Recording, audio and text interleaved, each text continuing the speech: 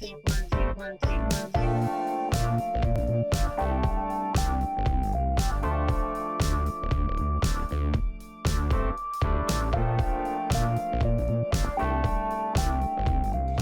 going forward, I'd like to focus on a plot-specific discussion of this really brilliant film from 1979 from David Cronenberg called The Brood.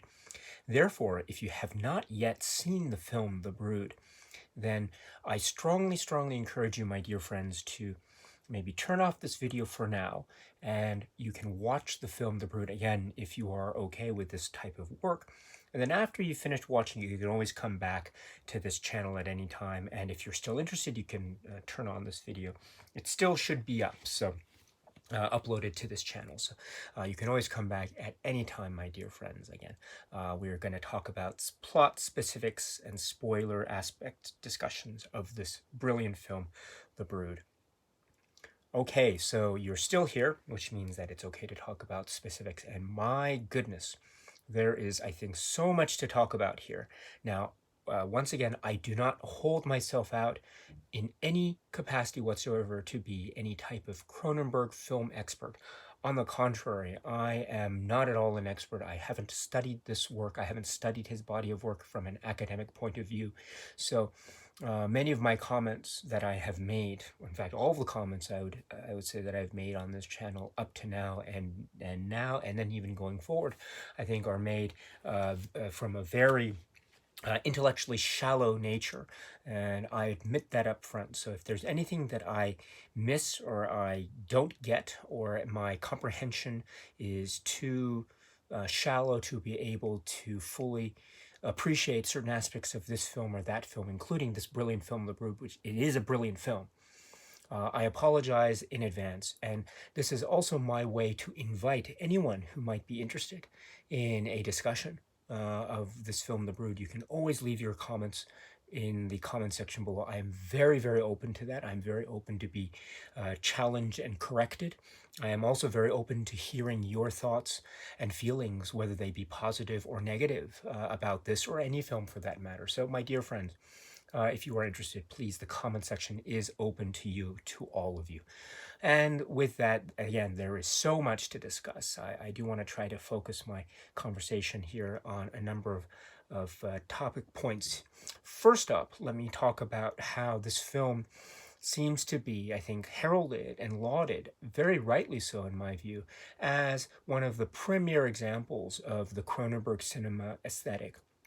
I think oftentimes the phrase body horror is used to describe this. Even now, I'm making this video in July 2022, and very recently his latest film, Crimes of the Future, from 2022 had been released, and during, I think, the marketing of that film, there was a lot of the phrase body horror that was used, and I think that phrase can be applied to many of his works, and in fact it has been applied. However, I would choose personally to focus on, say, the phrase the cinematic aesthetic of David Cronenberg, or the Cronenberg cinema aesthetics. And what I mean by this is, I think there is a multitude of aspects that are going on within the concept of, say, the horror aspect of Cronenberg's works. And I think that concept here, as embodied here and is indeed embodied in many of his other works, does have the sense of the physical, namely, quote unquote, the body. And that's definitely true. However, I would also posit that it is not just physical, the corporeal nature of, say, the horror that is part of the stakes here in the Cronenberg canon. I would say also that it is the emotional and psychological links to the physical and the end results thereof, or the continuations thereof, or the type of collateral damage, so to speak, thereof. I think this is one of the aspects that drives the horror cinema aesthetic of David Cronenberg, especially in a film like The Brood. So I strongly believe that it is the idea of the emotional and psychological and mental linked with the physical, and is that linkage, whether it is a type of a beneficial link, or if it is a type of maleficent type of dangerous link.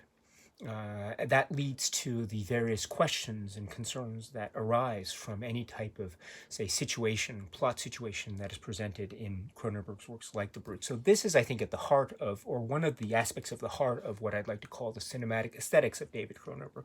Now, applying this to The Brood, what do I mean here? I mean, for example, the story itself is like a mystery, and it is a mystery that is wrapped also in this idea of a monster movie.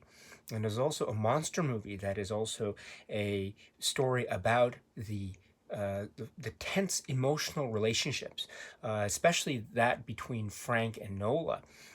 They are in a very intense situation in terms of a relationship breakup, marital breakup, dissolution of sorts. And so they have to deal with themselves, but also one of the most significant aspects of that relationship is, of course, their young child, their daughter, Candace.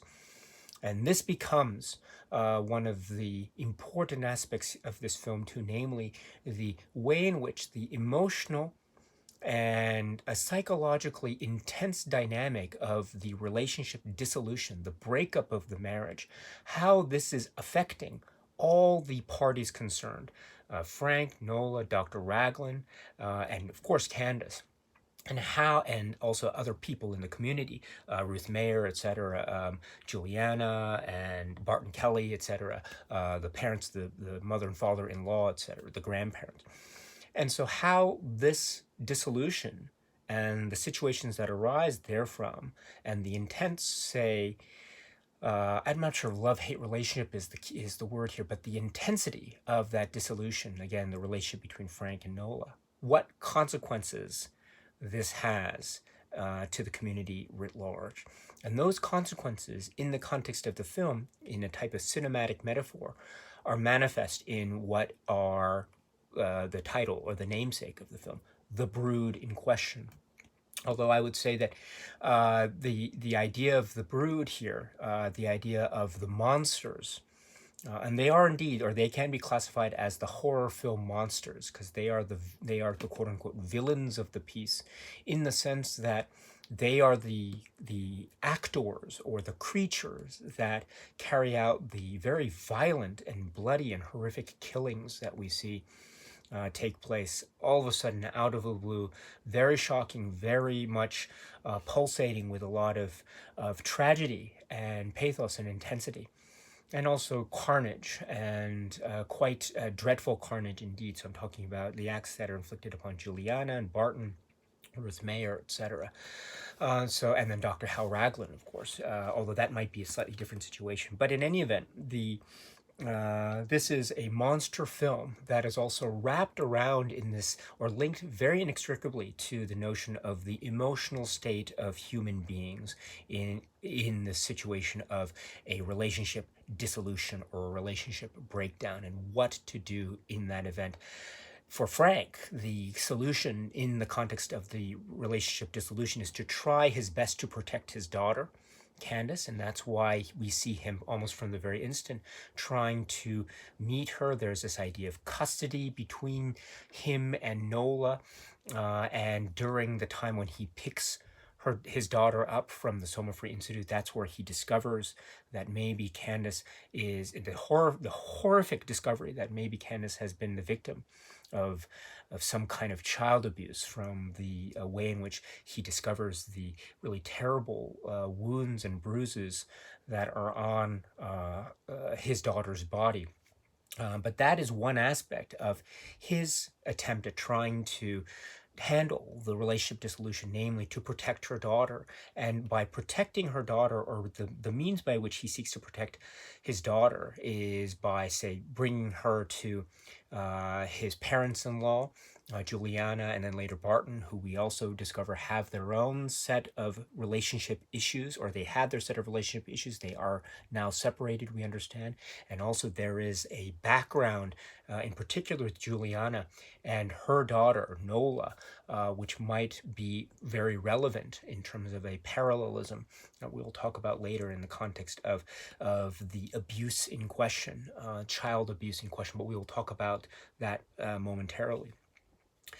But going back to the idea of the emotional breakdown of the relationship leading to the physical manifestation of the horror of the film. So this is a very key component, because then what happens is Frank's pursuit in trying to protect his daughter leads to these various events, crisscrossing, again, from Nola's perspective, namely the idea of the brood attacking various figures that are very prominent in Nola's life, Juliana and then Barton, and then the type of jealousy that she seems to be engendering because of her feeling or understanding, or maybe even misunderstanding, that there is a romantic relationship between Ruth Mayer and Frank that causes the rage to become manifest, and thus Ruth becomes yet another victim of what we understand to be this psychological or mental or maybe telepathic connection between Nola and the brood. And we'll talk about that as well when we get into the notion of transhumanism and evolution a little bit later. So my point here is that the idea of the emotional state of being and the human connections, the relationships, and these relationships are emotional and psychologically based. This forms the backdrop of how the physical horror manifests itself in the brood. That's my argument, or that's my suggestion. That's my interpretation here. And I believe that, therefore, this notion of physical links with emotional and psychological in the context of a David Cronenberg film, whether it be a horror film or drama or the like. This is, I think, for me, one of the key aspects that drives a film like The Brood forward to its inexorable and really chilling and powerful conclusion or conclusions. So that's one aspect I wanted to bring up. And in that context, I do want to say as well that I really, really admire how David Cronenberg, in films like The Brood, and even in other films like Shivers and Rabbit, as an example that we've discussed earlier, I love how, in the context of presenting the horror, he gives it to us piecemeal. He doesn't give us the whole sense of the story from the very outset. And even by the very end of the film, we're not quite sure, at least I'm not quite sure exactly what is going on, how the pieces are placed together. I have a general idea of what is going on, but the specifics of, say, Nola and what these children are, that doesn't come up directly in the plot until, say, the very end, the climax of the film, the confrontation between Frank and Nola in that sort of attic bunk space area there with her white gown. It's, again, I mentioned it before, a very, very famous scene, perhaps one of, if not the most famous scene, or one of the most famous scenes in any Cronenberg film. But this revelation doesn't make itself apparent until the very end of the film. There are clues and hints, right? We understand from the very start that there is this notion of Psychoplasmics, the Soma Free Institute, which is headed by Dr. Hal Raglan, the Oliver Reed character, in a brilliant performance, by the way, which seems to be, as presented at the very start between his session with Mike, one of the other patients of his, who seems to have a type of psychological trauma having to do with his father, which we also get a hint at from the very outset. This session, this demonstration session set against a black, dark backdrop, and we see Mike almost being taunted in a type of role-playing game with Hal in the almost father figure role, and Mike's gender, Mike's conception and perception of himself, again in the context of his gender and also in the parental relationship, almost seems to be mocked by Dr. Raglan, again in the role-playing position. But this is apparently part of the therapy of Psychoplasmics, which is to create a sense of almost a primal scream dynamic, letting the patient set forth some kind of rage within, which, if not expressed, would remain forever unmanifested, and thus creating even more psychological turmoil. The idea, therefore, being that the expression outward would exorcise or attempt to exorcise whatever psychological traumas lay within. And that is expressed in terms of maybe a vocal type of expression, as we see Mike, and he vocally is screaming and crying and being very emotional in terms of his words and his expressions. And also we see, as the film cuts, we see various progressions on his body of red marks, welt marks, that seem to grow in prominence as we get closer and closer to the very end of the session. Therefore, we understand too that psychoplasmics has also something to do with some kind of physical output or manifestation of that type of primal rage, primal scream type of therapy. In other words, it seems to be that the physical manifestations on the body are an output of the psychoplasmics therapy. Now, posit whether this physical manifestation on other parts of the body, for example, i.e., Mike's red welts, whether this is meant to be a purposeful outcome of the psychoplasmics technique, or maybe this is an undesired consequence of the psychoplasmics technique. I would probably hazard a guess to say it is the former rather than the latter.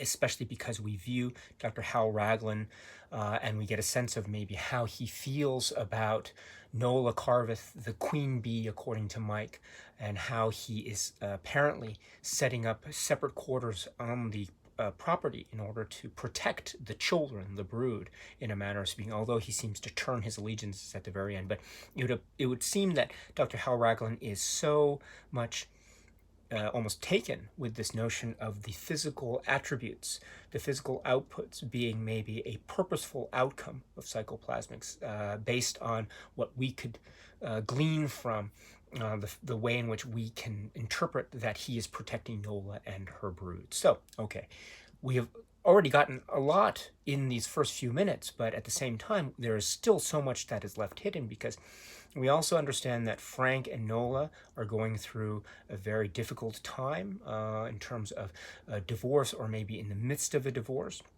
And this also involves the custody of Candace. Now, they already seem to have a custody agreement. Candace can be with her mother on certain days, and she's at the Sommer Free Institute at the moment undergoing her own therapy. And then when that is over, then custody returns to Frank. So it is a joint custody situation. However, upon the situation this time where Frank picks her, Candace, up, he sees, we notice that Candace, as a young girl, seems to be very shy, very quiet. And maybe we begin to understand later on in the film that there might be some reason for this. We also understand too that and we also understand that we don't see Frank and Nola together. They talk about each other, say, off screen. We get glimpses of Nola with Hal. We get Frank talking to the lawyer or to the parents-in-law or to Hal, etc. But we never see them together until the very end. Maybe they try to talk to each other. Maybe she tries to talk to him on the phone. They don't connect, etc.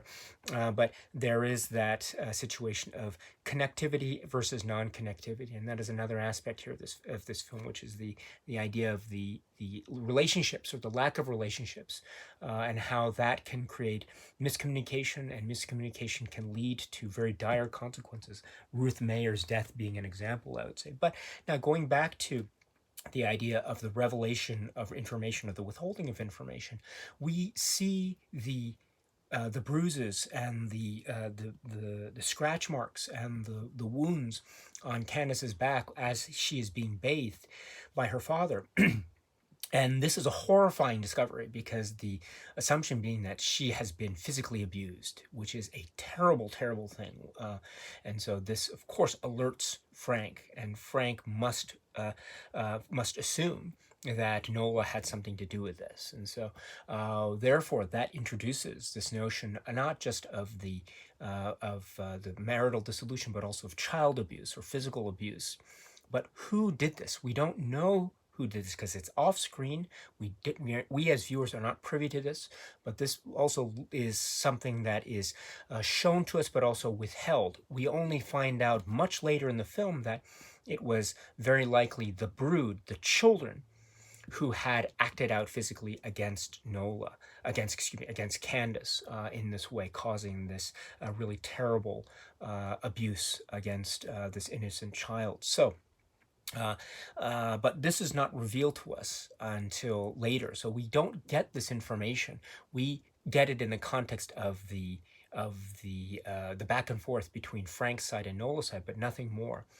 And then we get some information about Nola's background from Frank's interactions with Nola's parents, Juliana, and we see pictures of Juliana and young Nola, and she looks very an uncanny resemblance to Candace.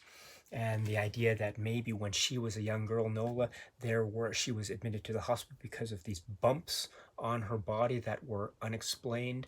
There's also the element introduced here that it is possible that Juliana was herself emotionally and physically abusive against her child Nola. This is hinted at from the sessions between Nola and Hal Raglan.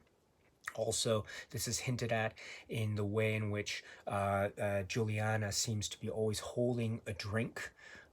There might be in that a type of nuanced or subtle link between what might be perceived as a type of alcoholism. Again, I'm not sure, but one can interpret this to be a type of alcoholism because it is very, very prominent. She's always holding a drink.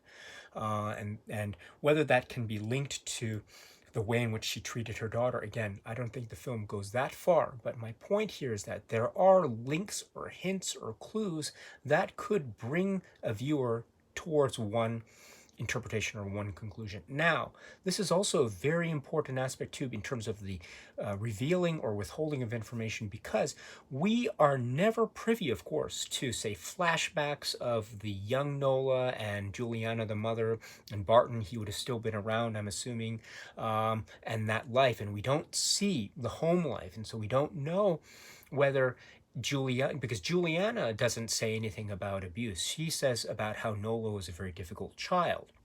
And so maybe there might have been abuse, maybe there might not have been abuse. We're not sure. We might assume that there was, and maybe that is one of, if not the main reason why Nola has these very psychologically, type of psychological damage that she herself admits in some of the sessions between her and Hal Raglan. But we are not 100% sure.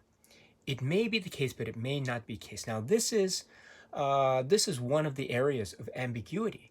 And it is this idea of ambiguity that I think drives the film The Brood forward, because, again, we think we know what's going on, but, again, we are not always directly privy to that information. We get it from, say, hindsight, or we get it from secondary sources, or we get it from people saying this to someone else, but we never oftentimes get it directly. But when we do get it directly, that's when we have to digest it and try to then work out some of the details. Now, the idea of Juliana and Nola and Barton, what happened there, it seems like the pieces are pointing in the direction of Nola having been abused and Barton not doing anything to help her. But again, we don't necessarily get the direct, say, perspective of Juliana and Barton directly. We get feelings and ideas and rumors, but nothing directly. We get a lot of direct information from Nola's side. But again, Nola at the same time, in many ways, she is also portrayed in this film as a type of villain. And so maybe she's telling the truth, maybe she's not telling the truth. Again, we're not sure. We're not sure. That's the point. My point is that this the way in which this film presents information, it might seem straightforward, but in fact, I would suggest it's more ambiguous than meets the eye, which is one of the great strengths of this film. The idea of the air of mystery, the idea of the air of not knowing all the time what's going on, that keeps us off balance, which I think is one of the important aspects of why this film remains so effective and so chilling the way it is. And also, it's this idea too of the idea of the exploration of and sort of psychoanalytical exploration as well, and it a lot has to do with memory, and a lot has to do, at least in the context of The Brood and Dr. Hal Raglan, has to do with memory, has to do with subjectivity. And so we don't necessarily get a sense here. We are not privy to, say, a trial or courtroom, the search for quote-unquote truth in that legal sense, but we do get it in an emotional, psychological sense. That doesn't make it any less significant or any less prominent, of course, but my point here is that through this ambiguity, I would suggest that the emotional and psychological discussions as remain ambiguous, but it's that ambiguity too that is another way in which the quote-unquote horror of David Cronenberg's cinema aesthetics give rise or become manifest, take physical form in the cinema of Cronenberg, in a manner of speaking. So it's this idea of revelation of information and withholding of information that is very key. Now, to take this to another discussion point, I'd like to now turn our attention to the idea of how this film, in my view, also fits into the world of Cronenberg in the context of evolution, transhumanism, Darwinism, and also the progression or digression, or the evolution or devolution, or the progression or regression, excuse me, of the development of the human condition, all the way up to this film, The Brood. For instance, Shivers, or Stereo, Crimes of the Future, Shivers, Rabid, and even to a certain extent, Fast Company, I would suggest. We have seen steps towards a type of progress of human evolution, either through some kind of manifestation of the physical form, whether an extension of the human body, maybe a transformation of human form or organs or body parts, and or the transformation of some kind of mental or telepathic state of the human body, or the mind or the spirit. And that leads, or that can be interpreted as being some sort of leap forward, the next step in the chain of evolution of the human condition. We've seen that in Shivers, we've seen that in Crimes of the Future, we've seen that in Stereo, we've seen that in Rabid, and now I would suggest we see it in The Brood. We see it in the form of the psychoplasmics. We see it in the form of the manifestations in physical form of the quote-unquote rage or the trauma being essentially primally screamed out, exorcised in this manner. However, in the sense of Jan Hartog, we have the idea of the cancerous growth on his body, very prominently on his neck. In the idea of Mike, we have the red marks that appear on his body. And of course, with Nola, we have the children, the brood in question, that are essentially giving birth from various parts of her body. They grow and then they form sacs that seem to be connected to her body, and then she rips them open to let forth these children, or these things that are in the form of a child, with sacs of some kind of fluid for nutrients or something of that nature. So this type of physical manifestation could be said to be an outgrowth of the next step of human evolution in physical form, and indeed emotional and psychological form, because as I was suggesting earlier, I would suggest there's always a link between one side and the other in the Cronenberg horror aesthetic. Now, one of the interesting things about this, however, is how we can call this in terms of progression or regression. Is this a benefit to humanity and the human condition, or is this a type of negative element to humanity and the human condition? It is, I think, a very reasonable, maybe general assumption to be made that any step towards up the evolutionary ladder in the context of, say, the theory of Darwinism, any step in the flow of evolution is a step towards further, say, increased chances of survivalism, quote unquote, the survival of the fittest, and in order to compete in such competition of survival of the fittest, evolution is the key. To evolve certain aspects of the human condition and human body in order to further adapt to surroundings, in order to protect oneself, in order to not become extinct, to not die out. This, I think, can be said to be one of the key aspects, again, in the context of Darwinism thinking of evolution, which I think is very much at the heart of films like Rabid and Shivers, as an example. Now, I would suggest, however, that we are not talking here about any type of, say, evolution in that type of Darwin sense of the term, survival of the fittest. Rather, we are talking about it in perhaps a quite a possibly regressive way. In other words, in a possibly destructive way. In other words, it seems to be that the aspects of evolution that we see in the Brood, unlike, say, how evolution is expressed in Rabbit or Shivers, which I would suggest is a very Darwin type of aspect of evolution, here in the Brood, I would say it's very regressive, and it's also possibly self-destructive, which seems to be very much antithetical to quote unquote traditional notions of what one might call evolution and the human condition. So what do I mean by this? So take, for example, Jan Hartog's cancerous growth on his neck.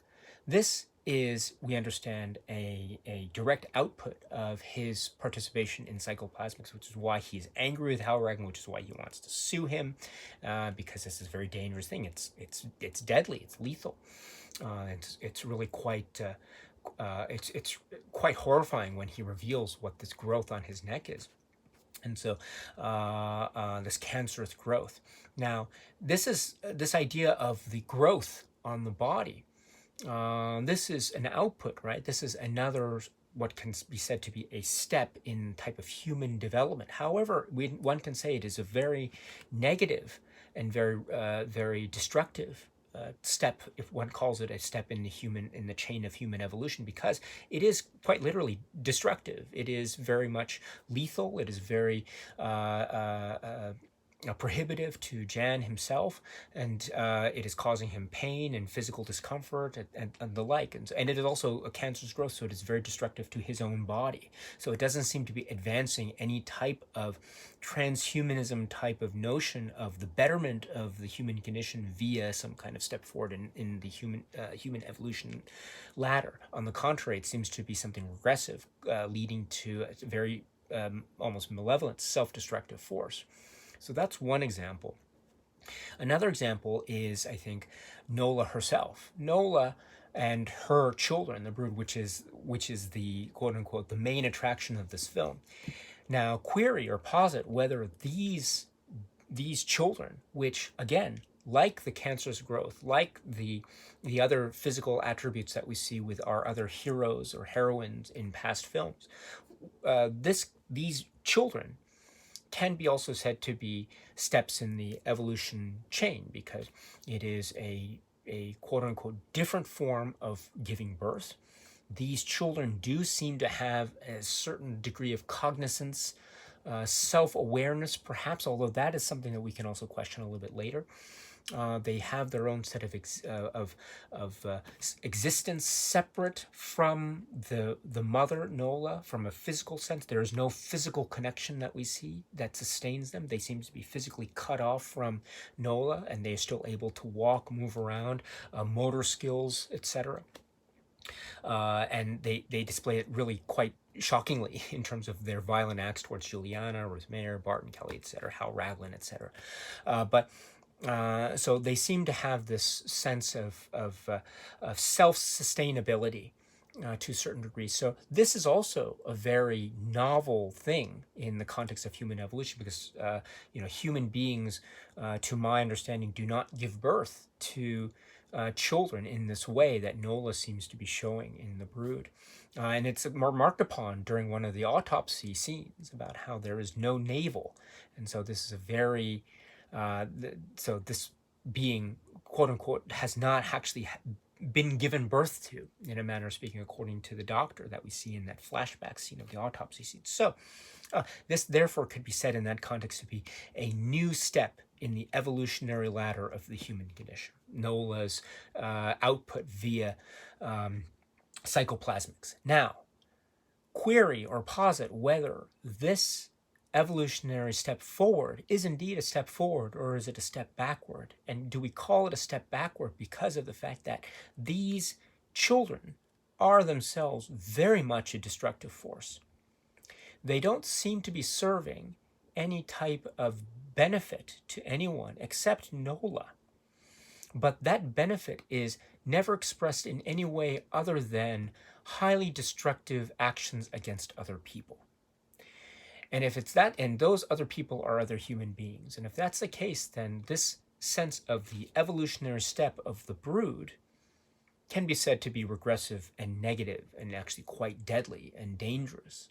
And so it doesn't seem to be serving any type of survival of the fittest sense of theories of evolution, but rather it seems to be wholly based on a feeling of, um, of an emotional based sense of wanting retribution, which seems to be very much not in keeping with the idea of survival. In other words, Nola doesn't have to lash out against these people in order to survive herself, right? She can still survive. It's not like she needs the brood to act out in order to give her sustenance.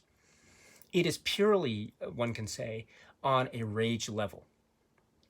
Now, one might make the argument that maybe it is her expression of rage that is the key to her own survival, because without that ability to express herself, she will be psychologically damaged for the rest of her life. Now, that is a fair argument to make, I would say. So therefore, the brood's activities outside of herself are in a way a means by which she, Nola, is trying to stake her own survivability. Thus, this is indeed maybe quote unquote a positive step forward in the human evolutionary chain in the context of Darwinian evolution, etc., etc. I can go along with that type of thesis or argument.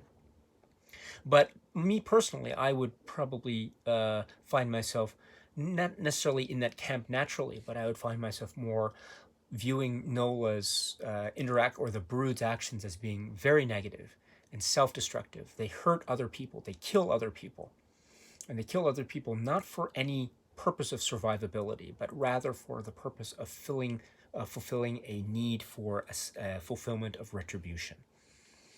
And if that's the case, then, and also they do serve a self-destructive nature too, because it seems that one of the things that maybe Nola is searching for is a reconciliation with Frank. We get a sense of this because sometimes we see her trying to call Frank, but then the phone, she doesn't manage to get him in time, or he doesn't answer in time.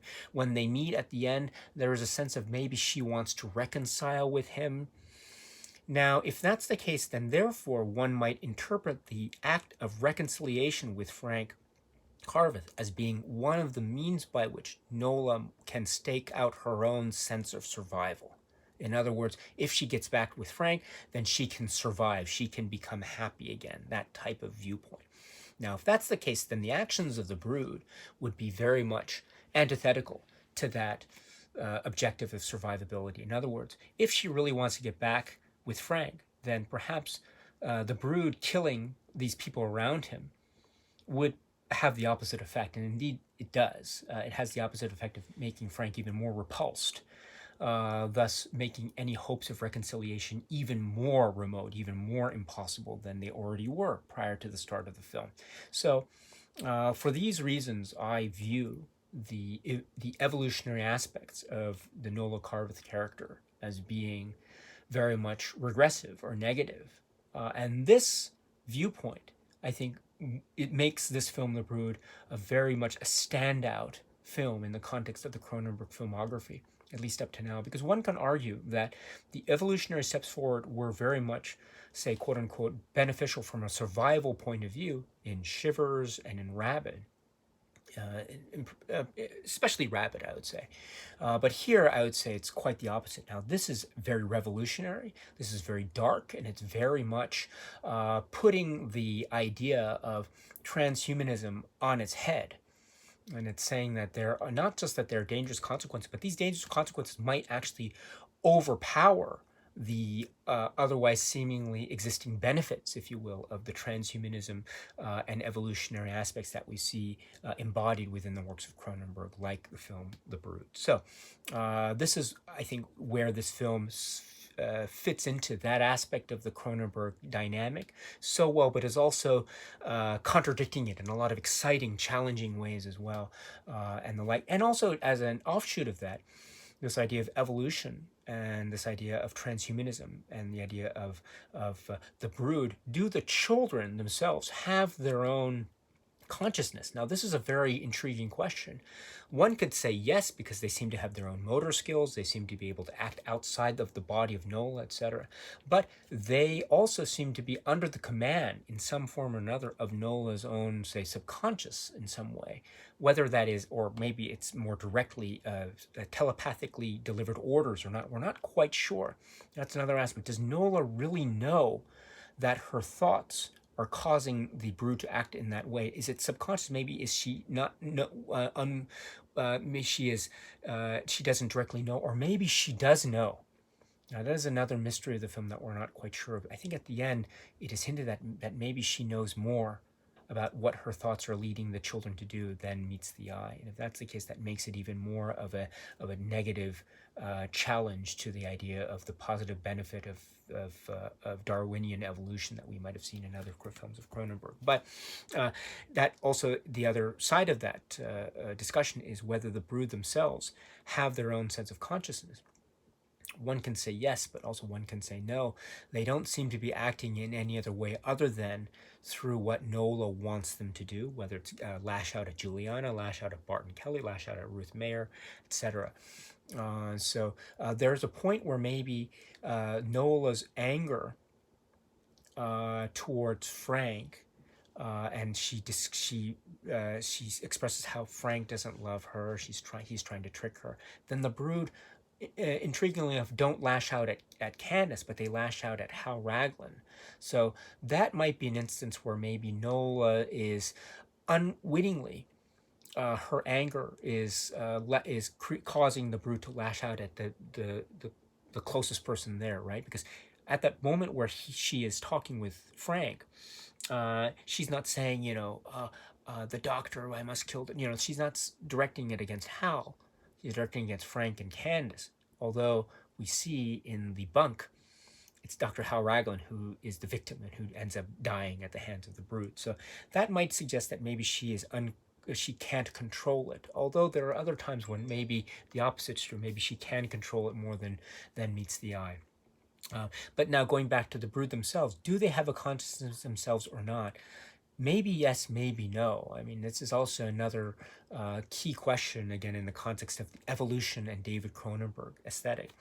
They seem, yes, in the sense of what I was talking about, they seem to be acting outside of the body, but no in the sense that they don't seem to be doing anything else other than acting on the telepathic or subconsciously based command of Nola Carveth. So, query as to whether they have their own consciousness. And again, if they do, that might be yet a further suggestion of the step forward or backward, depending on your point of view, of the evolution of the human condition in the hands of David Cronenberg in a film like The Brood. So that's another great question. Again, that goes back to the idea, too, of ambiguity and plot details, revelations, and withholding of information. This idea of the ambiguity makes this film so compelling in terms of post-watch viewing and rewatch and rewatch and rewatch. And again, if you have any thoughts upon this, I'd love to hear about it. Please let me know in the comment section below.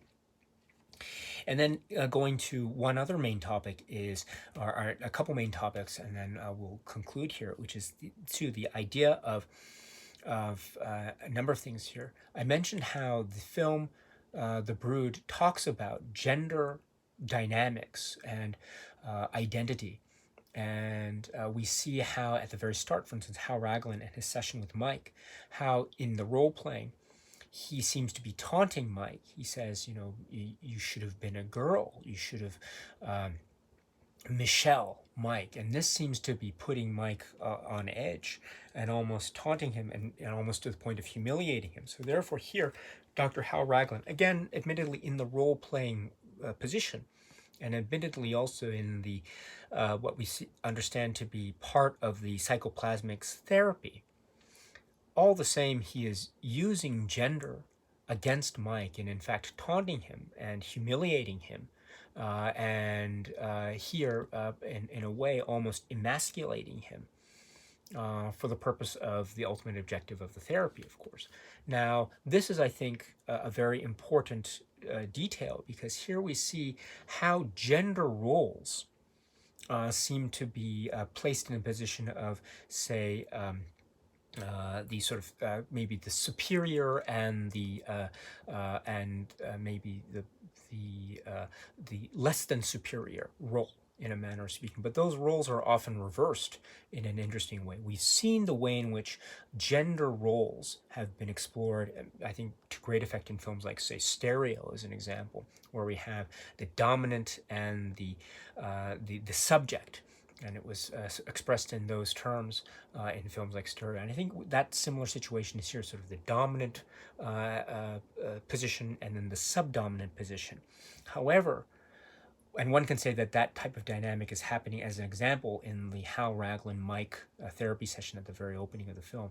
However, this dynamic reverses itself, does it not, when we see, for example, when Frank discusses with the lawyer about the notion of the default presumption in Canadian law that favors mothers in, say, marital dissolutions in terms of child custody, etc. So that seems to be suggesting, at least from the viewpoint of Frank, that there is a type of sexual discrimination embedded or inherent in the child custody laws themselves that favors women over men. That's his assertion anyway. So that is one way, from his point of view, where we have gender roles, where one gender role seems to be dominant over the other gender role, which is a type of reversal from the way that Hal Raglan seems to be treating gender roles at the very opening of the film. So that's an interesting reversal. Another reversal, too, perhaps, or another way in which gender roles are approached, is the Nola Carveth herself. I mean, she is perhaps the most important character in this film. Everything seems to be revolving around her. As Mike says, she is the quote-unquote queen bee of the Soma Free Institute. She seems to be the one that is the most, say, quote-unquote successful in the Soma-Free Psychoplasmics therapy, which is why perhaps Hal Raglan is giving her all the VIP treatment, in a manner of speaking, that he seems to be giving her. And she seems to be manifesting the most quote-unquote successful results in the context of psychoplasmics. So everything revolves around her, and so therefore she is the most important force in terms of character in the Brood. So in that way, her position is very dominant, and her position is very much based or premised upon the fact that she is a woman, because of the way in which the legal status seems to be treating mothers in the context of child custody. So that is a very key role based on her gender that is very significant in the relationship dynamic between her and Frank and her and Candace. So that's one thing, that her gender is very significant here. Also, in terms of the idea of the role of, or not role, but the way in which gender and sexuality and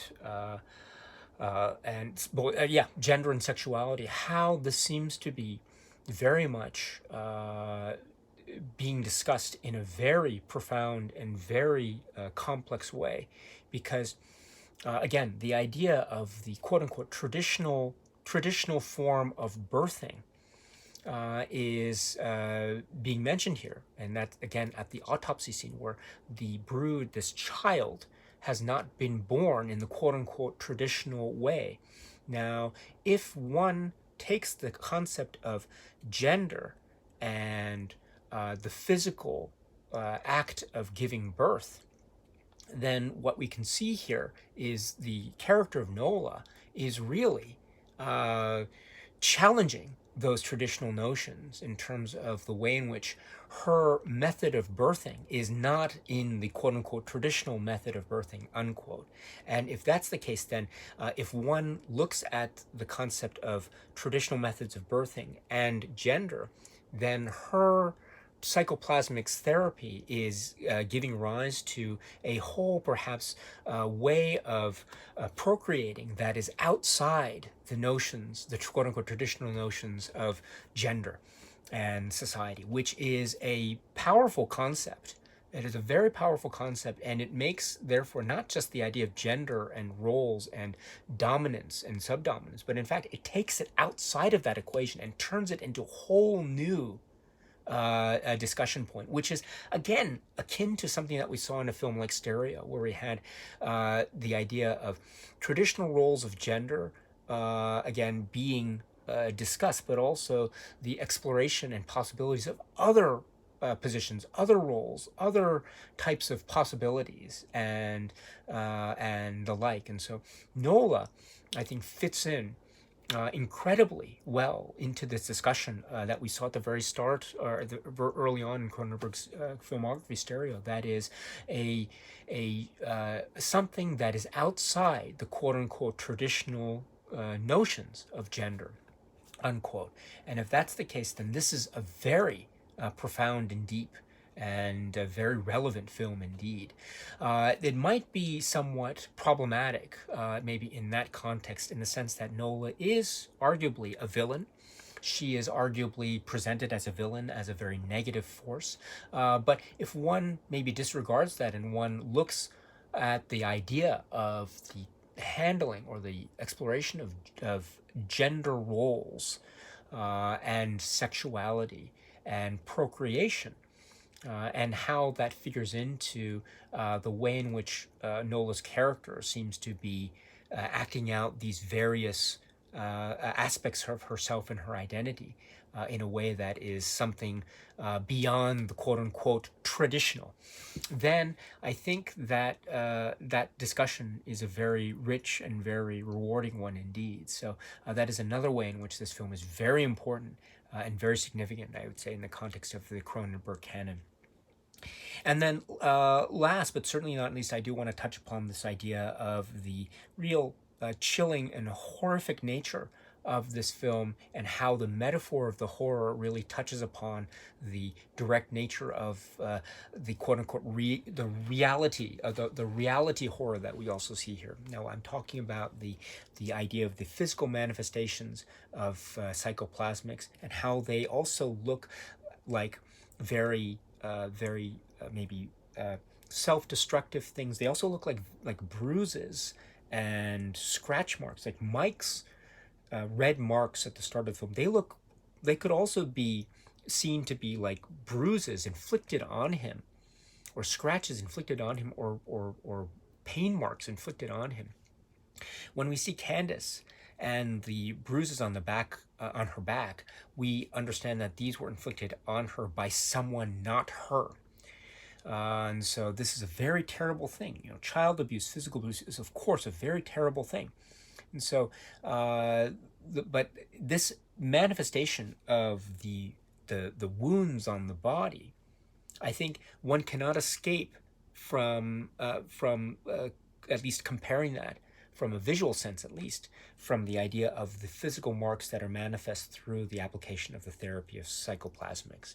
And so this becomes this very, I think, chilling and very disturbing link between psychoplasmics as a therapy on the one hand, but also the reminder about how there is a real direct link with abuse. And of course, this is a very serious thing, and it's treated, I think, very seriously, because the ultimate victim here, and the ultimate person that requires the most protection, is Candace. And Frank knows this, which is one of the reasons why we as characters really want to root for Frank and really want him to succeed. But we also see at the very end the close-up on the arm and the welts on Candace, which might suggest that maybe she has inherited some kind of attribute of Nola, which has maybe in the future some grave consequences, not dissimilar to what we saw in the actions or the plot of the Brood, namely some kind of physical manifestation that might lead to very self-destructive or destructive of actions or activities or situations, etc. So this idea of physical manifestations on the body having negative connotations And those negative connotations in the real world, considerations outside of the metaphor of the film, is the idea of the horror of physical abuse. And also, maybe that link too ties back to what I was trying to suggest earlier, which is this idea of the physical output, the evolutionary aspect of the physical output. Maybe it is not so beneficial that as one might realize, as the Hal Raglands of the world might want us to think. Maybe it is something more sinister, more chilling, more adversely consequential, more horrifying than as the war one thinks about it. And the ultimate victims too being people like Frank, people like Candace, the children who again require the most protection. And so this, I think, leads to some very chilling and disturbing considerations. But these are considerations, again, that are, I think, handled with a deal of sensitivity, because there's never a sense, I think, of exploitation on the part of the relationship between Candace and Frank. I mean, this is one of the key dynamics. We know that Frank loves his daughter and wants to protect his daughter, and this is the driving force that brings us through this film. But undeniably, it is also a very disturbing one. And again, taking outside of the context of, or this is also a reminder about how Cronenberg's cinematic aesthetics are about the shocking, about the special effects. That's very true, the physical output, but they're also about the emotional and psychological links, and linking that with the sort of dangers and horrors of the world writ large, I think, in the context of the story of Frank and Nola and Candace. I think this is one of the reasons why The Brood is so chilling and so disturbing, and why it has the power to be watched and rewatched and rewatched, and to be discussed and discussed and discussed and reevaluated and interpreted many, many ways for years to come. This is a very powerful work, very, very powerful work. So loaded, so packed with stuff, so packed indeed that I, as a viewer, have no ability to be able to comprehend all that is going on here. I know that. So anything that I've said today that is lacking, that is insufficient from your point of view, I apologize profusely.